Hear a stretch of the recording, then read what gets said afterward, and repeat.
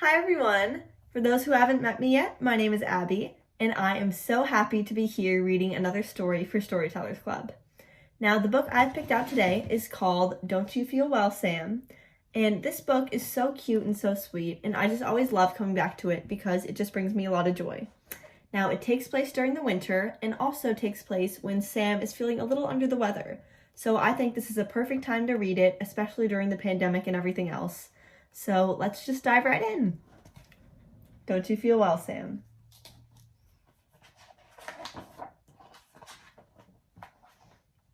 It was a cold, cold night on Plum Street. In the little white house, Mrs. Bear was putting Sam to bed. She closed their favorite book, and they both blew out the candle. "Kiss goodnight, Sam," Mrs. Bear said, and she wrapped him all cozy in the blanket that was red. But suddenly, she heard a cough. "Huh, huh," and there sat Sam, curled up and small and coughing in his bed. Mrs. Bear put her arms around Sam. "Don't you feel well, Sam?" Sam shook his head.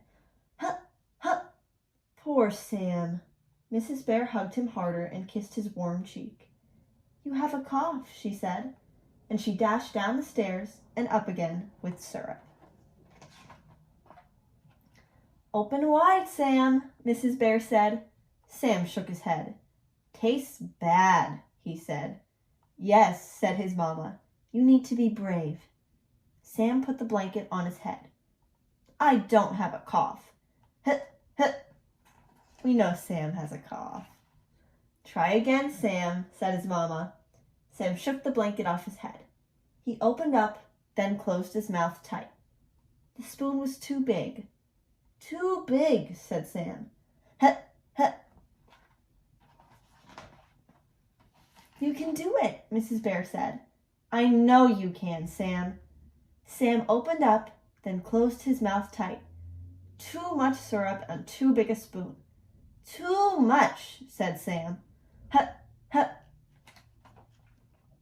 Mrs. Bear rubbed frost off the window and peeked outside. "Soon it will snow," she said.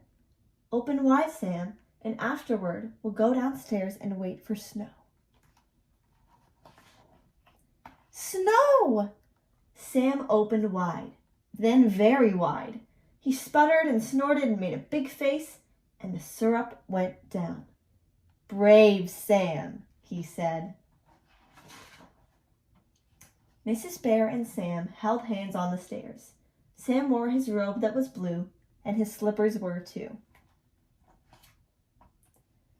They lit a little fire in the kitchen, then made a pot of tea. Mrs. Bear put extra honey in the tea, and it was nice sliding down. After tea, they sat in the big purple chair near the window and waited for snow. Mrs. Bear told a story about a bear called Sam. Sam liked the story, so she told it again. "Hit, hit," went the cough every now and then. Sam leaned back on his mama's soft belly, and it wriggled while she talked. The little fire glowed, and the kitchen was warm. All through the night, Mrs. Bear and Sam sat in the big purple chair and waited. And finally, it snowed. Isn't that a cute little story? So I think this story really teaches us that no matter how hard times can be, there's always someone there. So just like Sam, who might be a little sick or might be a little worried right now, his mom was always taking care of him and was able to make him feel better. And they even saw snow in the end. So I hope you guys enjoyed this book, and I hope you stay tuned for some more stories.